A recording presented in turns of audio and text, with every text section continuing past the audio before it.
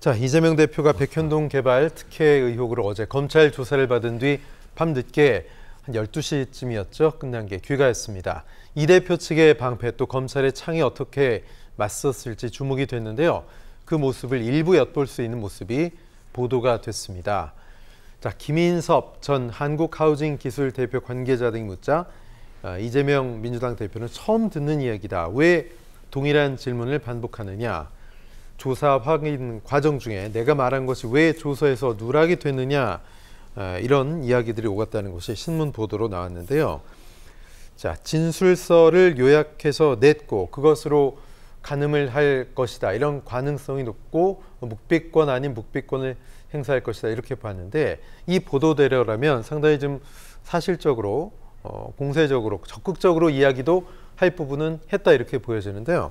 변호사님 어떻게 보십니까? 이 묵비권을 행사를 했겠죠. 네. 이 진술서 30쪽 30페이지를 내놓고 거기 진술했습니다. 거기 진술. 그러니까 네네. 이 검찰은 질문 사항을 무려 200개가 넘는 걸 준비를 했는데 계속 그런 식으로 해서 이제 조사를 마쳐버리겠다. 이 처음부터 이제 그런 계획을 세우는데 저는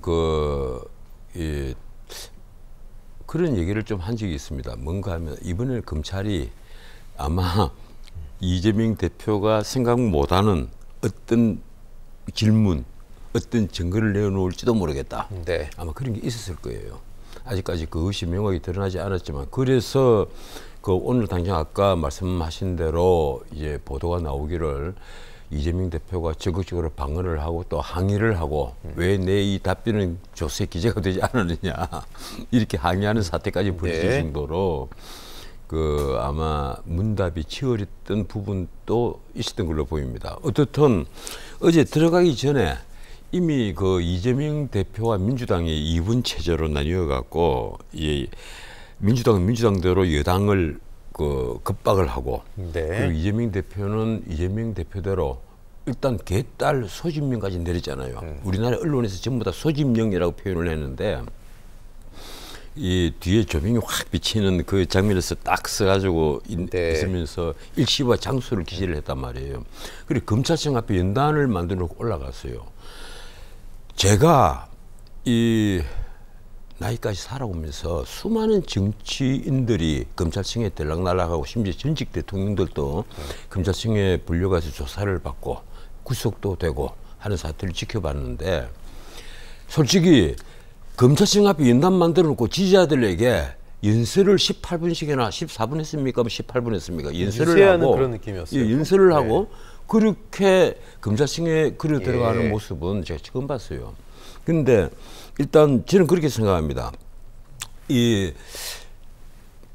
배임 뇌물죄 같은 잡범으로 검찰에 소환이 되는데 일단 검찰청에 가서 완벽하게 정치범으로 변신을 해버렸다. 예. 심지어 대선 후보 다시 속편을 보는 것 같았다. 이 첫 번째 그런 얘기를 했잖아요. 이 본인이 스스로 나는 죄가 없는데 이렇게 윤석열 정부의 무능 실정을 덮기 위해서 나를 제물로 삼고 있다. 그래서 좋다. 나는 시지퍼스가 되겠다. 이 얘기까지 했어요. 네. 시지퍼스가 되겠다. 알베르 까뮈 시지퍼스라 보면 나오는 얘기입니다만 바위를 계속 올렸다가 산 위에 올려놓으면 굴려 떨어지고 그리고 또 밀고 올라가고 네. 이런 고난의 형을 받은 사람이 시지퍼스인데 그런 시지퍼스가 되겠다. 두 번째, 아까 말씀드린 대로 정권의 무능과 실세를 감싸기 위해서 나를 제물로 삼은 것 아니냐. 세 번째, 없는 죄를 조작해서 뒤집어 씌운다고 얘기를 했습니다. 나에게 이 검찰이 없는 죄를 완전히 뒤집어 씌우고 있다. 네. 조작을 한다. 그리고 마지막으로 이 세계사에 유례가 없는 무혈 촛불 혁명으로 이 완성을 했 그 혁명을 완성했던 우리 국민들이 네. 제발 다시 떨쳐 일어나서 국민이 주인이 되는 이 민주정부를 다시 만들어달라. 이 말이 뭡니까? 대선 후보가 다시 돼 있는 거예요. 난 그걸 깜짝 놀랐어요. 어제 그 장면을 제가 중계방송을 거의 TV마다 다 생중계를 했는데 그걸 지켜보면서 대선 연장선상이라고 얘기하기에도 부족한 대선이 끝난 지가 1년 반이 됐는데 그것으로도 부족한 아주 이 유세 장면이라고 할까요? 난 그래서 깜짝 놀랐어요. 어떻게 피의자로 검찰에 소환이 된 분이 네. 저렇게 정치적으로 이 장면을 이용을 하느냐. 그런데 본인이 살기 위해서는 어찌할 수 없었던 겁니다. 이 민주당은 민주당대로 또 집권 여당과 윤석열 정부를 겁박을 했거든요. 1특검 4국정조사를 하겠다. 네. 절대 다수의 당이 그렇게 지금 밀어붙이고 있는 거예요. 그럼 1특검은 뭐냐? 이른바 이제 구조를 하다가 희생이 된 최상병 얘기입니다. 네. 그걸 특검하겠다. 그리고 4국정조사하는 것은 양평 고속도로 그리고 방송 장악 의도.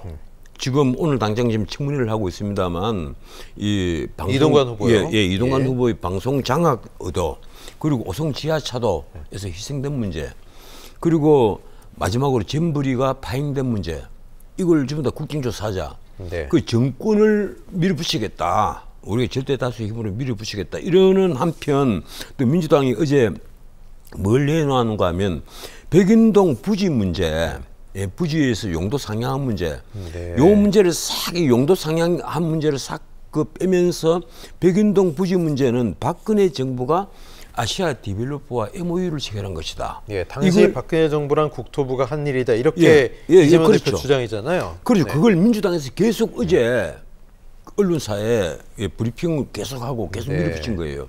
그래서 지금 이것이 단순히 이재명 대표의 피의자 신문을 위해서 소환을 한 것이 아니라 이제부터 여야의 마지막 이 결전이 벌어지고 있다.